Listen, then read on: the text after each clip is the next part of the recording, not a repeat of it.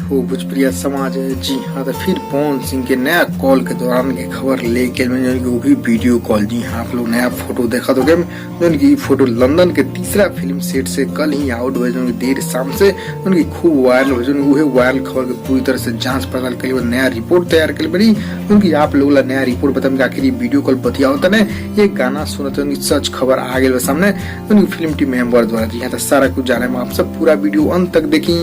उससे पहले एक और रिक्वेस्ट करें आपसे कि यदि आप भोजपुरिया आर्यन चैनल पर नया बनी तो जुड़े जरूर सब्सक्राइब कर लें, घंटी के भी याद करके दबा दें। जी हाँ, तो चलिए आप लोग को बताइए नया तस्वीर के जो नया फोटो वायरल हुए के बड़ी खबर फैंस लोग भी जाया जानकारी की रिपोर्ट जानल चाहते जो भोजपुरिया हमेशा पवन सिंह लेटेस्ट न्यूज लेके आवत रहा।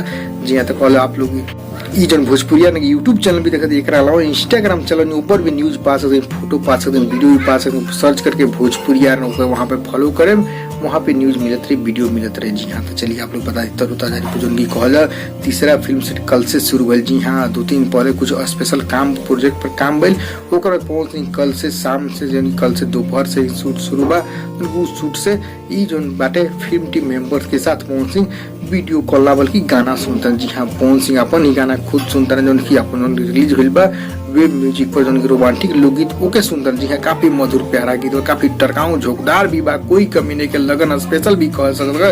काफी टरकाऊ जन की विनय बिहारी जी गीत वह गीत सुनत रहन। ज्यादा बड़ी खबर आपको भी बताइए, आप लोग जानेंगे, आप लोग गाना सुनेंगे नहीं सुने वेब म्यूजिक पर जाके सुन सकता नहीं। कल परसों के रिलीज भी हुआ उनकी 14 घंटा में 1 मिलियन 10 लाख व्यू पूरा कर। जी हाँ, हिट रिकॉर्ड बने पहुंच दिया। आप लोग नया खबर कैसा बड़ी खबर कई खबर पसंद पड़े लाइक करें शेयर करें चारों तरफ ताकि सारा फैन जान नया बड़ी रिपोर्ट वीडियो कॉल की खबर ना अपन गाना सुनते रहना पहुंची।